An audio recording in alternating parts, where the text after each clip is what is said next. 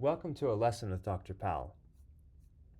Let's take a look at an example of computing a Liminf and a Limsup of a sequence.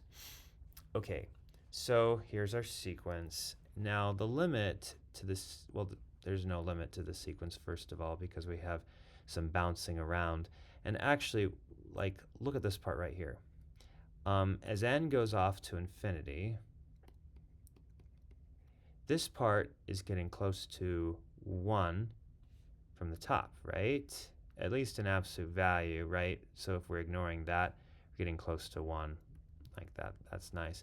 But because we're bouncing around, we kind of have things, we kind of have some mirror images happening. We're kind of bouncing from here to here to here to here to here. Now, this is actually a nice, easy description if you saw my intuitive version of what Limsup and Liminf means.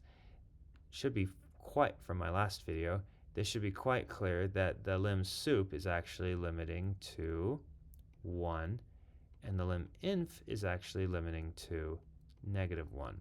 So 1 would be equal to the Limsup and -1 would be equal to the Liminf.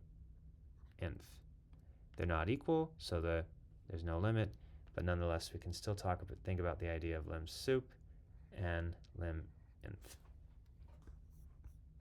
Thanks for watching.